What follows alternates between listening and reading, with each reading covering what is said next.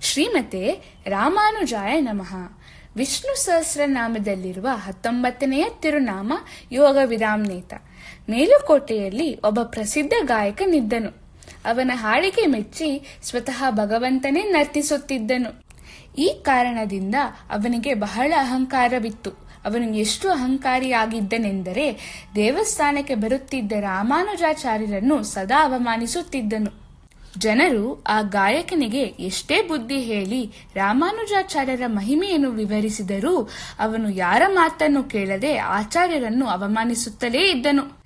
ಸಾಕ್ಷಾತ್ ದೇವರೇ ನನ್ನ ಹಾಡಿಗೆ ಕುಣಿಯುವಾಗ ನಾನೇಕೆ ಅವರನ್ನು ಗೌರವಿಸಬೇಕು ಎಂದು ಅಹಂಕಾರದಿಂದ ಪ್ರಶ್ನಿಸುತ್ತಿದ್ದನು. ಇವನ ವರ್ತನೆಯನ್ನು ಸಹಿಸಿಕೊಳ್ಳಲಾಗದೆ ರಾಮಾನುಜಾಚಾರ್ಯರ ಶಿಷ್ಯಂದಿರು ಆ ಅಹಂಕಾರಿ ಗಾಯಕನಿಗೆ ತಕ್ಕ ಪಾಠ ಕಲಿಸಬೇಕೆಂದು ನಿರ್ಧರಿಸಿದರು.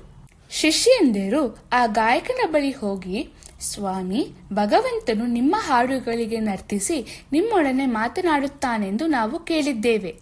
ನಮಗೊಂದು ಪ್ರಶ್ನೆಗೆ ಉತ್ತರ ಬೇಕಾಗಿದೆ. ನೀವು ದಯವಿಟ್ಟು ಭಗವಂತನನ್ನು ಕೇಳಿ ನಮಗೆ ಸ್ಪಷ್ಟಪಡಿಸುತ್ತೀರಾ?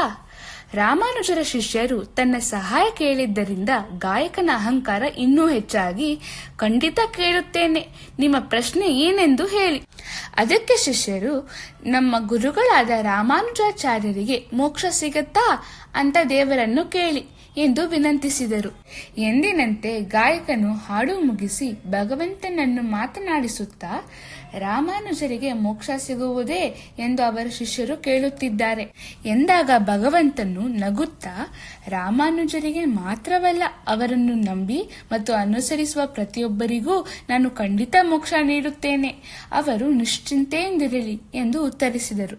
ಗಾಯಕನು ರಾಮಾನುಜರ ಶಿಷ್ಯರನ್ನು ಕರೆದು, ಭಗವಂತನು ರಾಮಾನುಜರಿಗೆ ಮತ್ತು ಅವರನ್ನು ಅನುಸರಿಸುವ ಶಿಷ್ಯರೆಲ್ಲರಿಗೂ ಖಂಡಿತ ಮೋಕ್ಷ ನೀಡುತ್ತಾನಂತೆ ಎಂದು ಹೇಳಿದರು. ಓ ಹೌದೇ, ತುಂಬಾ ಸಂತೋಷ, ಹಾಗಾದರೆ ನಿಮಗೂ ಮೋಕ್ಷ ಸಿಗುತ್ತದೆಯೇ ಎಂದು ಶಿಷ್ಯರು ಆ ಗಾಯಕನನ್ನು ಕೇಳಿದರು. ಗಾಯಕನು ಕೋಪದಿಂದ, ಸ್ವಯಂ ಭಗವಂತನೇ ನನ್ನ ಹಾಡಿಗೆ ಕುಣಿಯುತ್ತಾನೆ ಅಂದ ಮೇಲೆ ನನಗೆ ಮೋಕ್ಷ ಸಿಗದೇ ಇರುತ್ತದೆಯೇ? ಖಂಡಿತ ಸಿಕ್ಕೇ ಸಿಗುತ್ತದೆ ಎಂದು ಉದ್ದಟತನದಿಂದ ಉತ್ತರಿಸಿದನು. ಹೌದು ಸ್ವಾಮಿ, ನಮಗೂ ಗೊತ್ತು.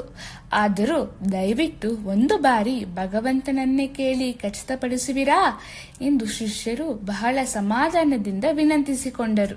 ಮರುದಿನ ಗಾಯಕನು ಭಗವಂತನ ಬಳಿ ಹೋಗಿ ಬಹಳ ಆತ್ಮವಿಶ್ವಾಸದಿಂದ, ನನಗೆ ಮೋಕ್ಷ ಸಿಕ್ಕೇ ಸಿಗುತ್ತದೆ ಎಂಬ ನಂಬಿಕೆ ಇದೆ, ನೀವು ಖಂಡಿತ ನನಗೆ ಮೋಕ್ಷ ನೀಡುತ್ತೀರಾ ತಾನೇ ಎಂದು ಪ್ರಶ್ನಿಸಿದನು.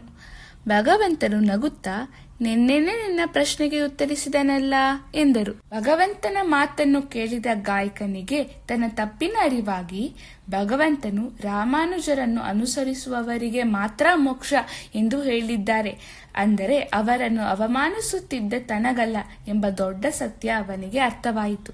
ಗಾಯಕನು ಭಗವಂತನನ್ನು, ನಾನು ಪ್ರತಿದಿನ ನಿಮಗಾಗಿ ಅಷ್ಟೊಂದು ಹಾಡುಗಳನ್ನು ಹಾಡಿದ್ದರೂ ನೀವು ನನಗೆ ಮೋಕ್ಷ ನೀಡುವುದಿಲ್ಲವೇ ಎಂದು ಆಶ್ಚರ್ಯದಿಂದ ಕೇಳಿದಾಗ ಭಗವಂತನು, ನೀನು ಹಾಡಿದೆ, ನಾನು ನರ್ತಿಸಿದೆ, ಅಲ್ಲಿಗೆ ಲೆಕ್ಕಾಚಾರ ಸಮವಾಯಿತು ಎಂದಾಗ ಗಾಯಕನು, ಮೋಕ್ಷ ಸಿಗಲು ನಾನೇನು ಮಾಡಬೇಕು ಎಂದು ಪ್ರಶ್ನಿಸಿದನು.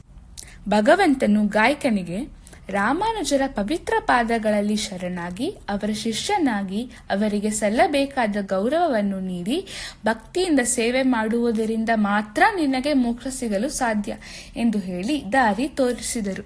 ಗಾಯಕನು ರಾಮಾನುಜರ ಪಾದಗಳಿಗೆ ಬಿದ್ದು ಕ್ಷಮೆ ಕೇಳಿದನು. ರಾಮಾನುಜರು ಅವನನ್ನು ಶಿಷ್ಯನನ್ನಾಗಿ ಒಪ್ಪಿಕೊಂಡು ಅವರ ಕೃಪೆಯಿಂದಾಗಿ ಅವನಿಗೆ ಭಗವಂತನ ಅನುಗ್ರಹ ಸಿಕ್ಕಿ ಕೊನೆಗೆ ಮೋಕ್ಷ ದೊರೆಯಿತು.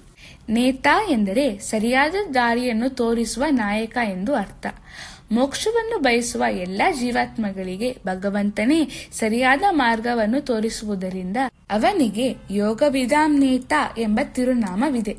ನಾವು ಪ್ರತಿದಿನ ಯೋಗವಿದಾಮ್ನೇತ್ರೇ ನಮಃ ಎಂದು ಜಪಿಸಿದರೆ ನಮ್ಮ ಜೀವನದಲ್ಲಿ ದಾರಿ ಕಾಣದೆ ಅಸಹಾಯಕರಾದಾಗ ಭಗವಂತನೇ ನಮಗೆ ಸರಿಯಾದ ದಾರಿಯನ್ನು ತೋರಿಸಿ ಮುನ್ನಡೆಸುತ್ತಾನೆ.